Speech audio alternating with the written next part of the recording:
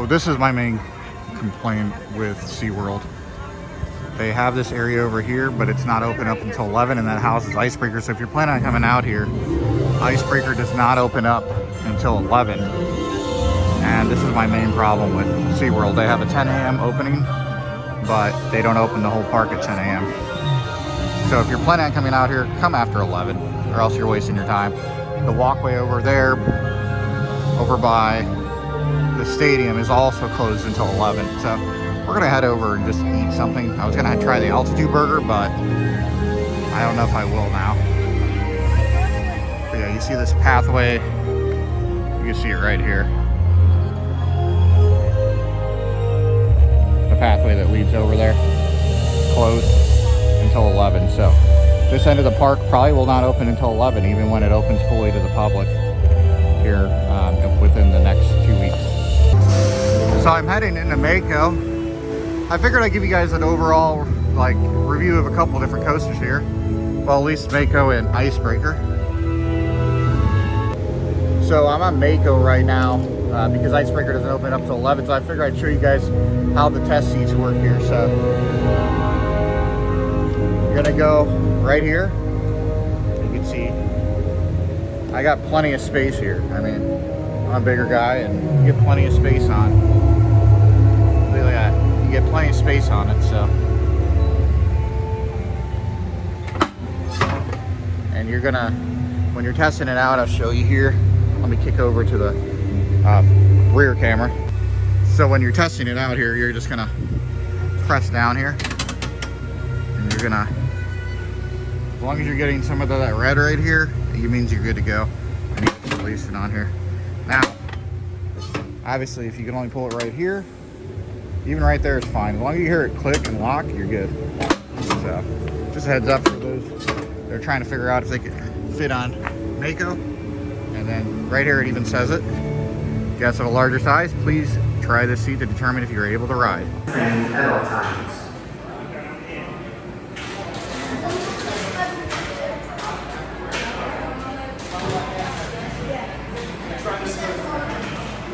And if you have any loose items, you just put it in the basket over there. If you can't fit it in your pocket, zipper it up. Bags have to be placed in lockers though.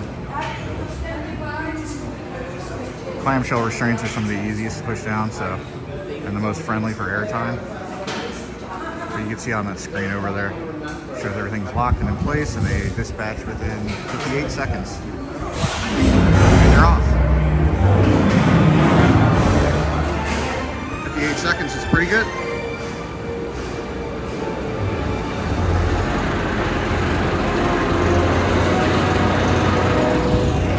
I'm actually gonna head over to Icebreaker now. I will see you guys over there. So look at that. It's 11 a.m. and it is officially open. I got that ride on Mako. It was a great ride, of course. Great floater airtime machine. Always love my ride on Mako. I'm headed over to Icebreaker now. And you're gonna actually hear me today talk about it and give more of a thorough review on it. So it's gonna be a lot of fun. I'm gonna try to get about 5 rides on it. That'll make my total like 8. And then I give them a thorough review, give you guys what, a general review and consensus. And I like to re-ride coasters on different days because like one day you might ride a coaster and not really be into it, and then you might ride it a different day and have a different experience. So I like to get multiple rides on multiple days. So let's go ahead and head over there. Infinity Falls is open. It's actually warm out here right now. The water looks so nice. It's like 75 out here already. I know everybody up north that's watching this, it's snowing up there right now. It's gonna make you guys feel a little better. Get out here to Florida. Enjoy yourself some rides at any of the parks over here. Cheap flights out of any airport, really. But yeah, I'm headed over to Icebreaker now, guys. So I figure sorry again. I figure I'd show you guys the sampling options. It says it's open Thursday through Sunday, but it's not open right now. But if you pay $80, which is crazy high, but I guess it includes 15 food, craft brew, wine, or specialty drink samples. The 10 item package is $65. You get crispy pork belly bites, the Vinci salted bill and ice cream. This is a 7 Seas food festival. If you pay for it by yourself, these are the prices. They sound all good. But yeah, I don't think this opens. I'm not sure what time that event opens up. most of the time on, this is, you know, different foods from around the world. Let's go head over to Icebreaker. I keep on cutting you guys off, sorry. So I'm over in the Icebreaker area. This is a new redeveloped area.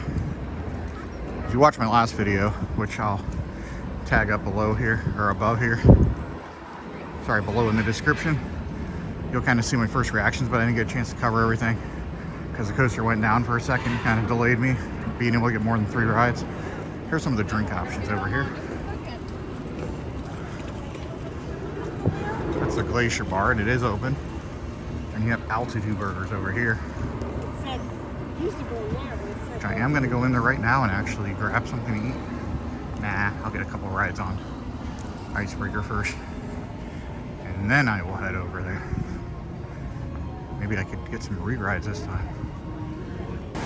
Here's some of the prices here. $20 for altitude burger. I guess I'll go ahead and try it since you're coming near the pass holder preview. It doesn't open up, Icebreaker doesn't open up till noon, so let's go ahead and check to see how this is. Before I show you the food and everything, it's pretty cool. I could sit here and watch the test runs until it opens. Going over that top hat.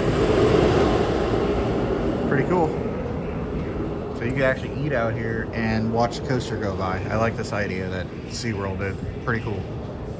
But yeah, if you're coming out to pass holder preview, it doesn't open until noon. So it is what it is, right? So as you can see, like, I got the altitude burger. It was $19.99, but it includes mozzarella cheese sticks. And then it also includes this as well, which is a side of marinara sauce. I got myself a Coke, regular size Coke, and some carrot cake. We'll scratch out that because obviously the carrot cake's good. We already know that. But this is the one I came here for, was the altitude burger. So I'm gonna go ahead and give it a try. I'll let you guys know what I think, first impressions. But all this together with a platinum discount was like $25. But you get a lot of food. So, I mean, this should fill me up probably till I eat dinner tonight. So let's go ahead and see how this new burger tastes over here. So you can see right here, got some chili, got an onion ring on top over here, some pickles, tomato. You get the chili on there or on the side. Let's go ahead and put all these toppings on here. This is a big burger.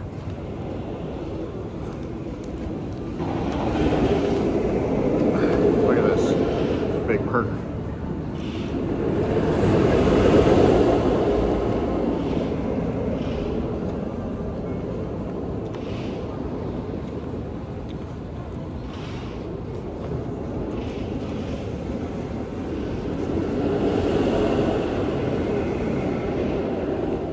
So the thing I like about it is that you can see it right here. This burger is like perfectly cooked. I mean, juicy, great. The onion ring adds the extra layer, the chili adds the extra layer, the tomato, the lettuce, and they add a like little sauce in there too. Really good. Like, this by far is definitely worth the money. I mean, you're getting a really big burger here, and so if you're coming out here to ride Icebreaker, definitely head over here to, if you're headed out here to ride Icebreaker, definitely come over here and check out and go ahead and take a taste of the altitude burger. And actually the name of the place is called the Altitude Burger, so really good. This is what they're known for. I didn't get the blue bun. I guess that was for the media day only, but like I said, you get the burger, you get the mozzarella sticks, so $20, and this will fill you up. I mean, this is a big patty. I mean, this is probably a half pound of quarter pounder meat. Really good. So just like I reviewed the other seat, I'm gonna go ahead and review the Icebreaker seat so you guys can see what it looks like when I press down on it. So give me just a second. So you can see right here, like pressing down on it, so right here, you see I have plenty of room here. And it'll give you a green light over here.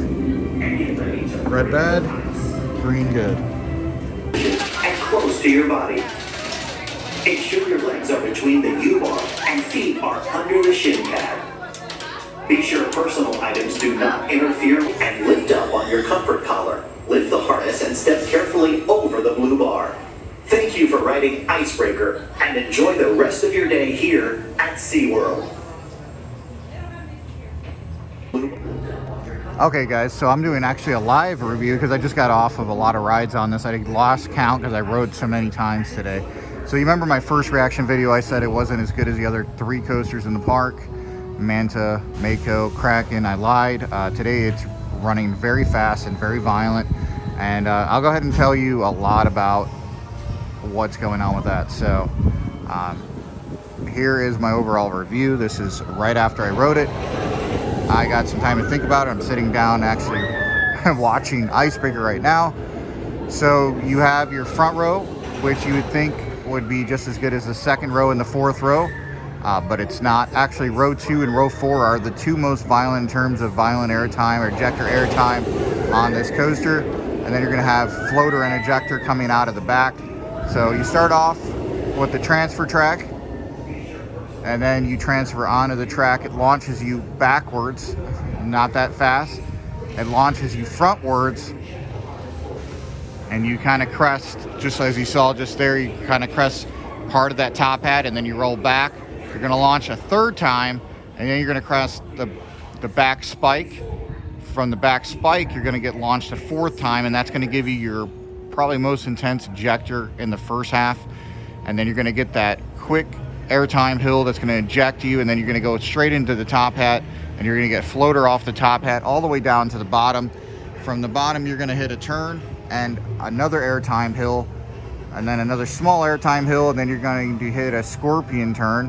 From the scorpion turn, you're actually going to get a little bit of ejector airtime off of that. From the turnaround, from a small wave turn, that small wave turn, you're actually going to get a little bit of floater on that, and then you're going to hit a couple more elements, and then another airtime hill before rolling into the station. So after riding this coaster, I could tell you right now that rows 1 is pretty good experience, because you're going to actually be able to see everything coming up, and you're going to actually hit the top of that top hat, the highest point of that, and then you're going to hit the lowest point of the back spike. My favorite row would have to be rows 4 and 9. Row 4 had the most intense amount of ejector airtime out of every single row that I rode on the actual coaster. Row 9 offers a really good experience because you're going to get hang time coming off the back spike, and I think you're going to get a little more floater, a little more ejector coming off of row 9. Now I rode the other rows. Now row 2, in my opinion, is better than row 1 if you're riding in the front, so go ahead and ride in row 2. Doesn't matter if you ride left or right on that. But the launches, you don't even wait on it. As soon as the transfer track gets over there, it locks for a second, and then it's already rolling backwards, launching backwards on that. So you can see from right now, what you're watching right now, you can definitely see that's going to be your first rollback back into the 3rd launch, and then you're going to hit that backward spike. As soon as you can crest the backward spike, you're going to hit that 4th launch, and then the 4th launch is going to hit those 2 airtime hills, and then it's going to take you over that top hat right there. So in terms of best coaster in the park, right now I'm still deciding if Mako or Icebreaker is the best coaster in the park. I think it's still going to go with Mako for me, and then Icebreaker a close second, just because I love Mako's layout, but I also like Icebreaker's layout too. So I don't know. But let me know what you think in the comments below. Be sure to like, subscribe, and share. I hope you enjoyed this video as I went over everything to do with the restaurant, the ride queue, the test seat, the ride experience, and today I actually got over 12 rides on it, so I'm very happy about that. And if you're coming out here, like I said, if the line's really long, don't get upset if you can't ride the very back or the very front.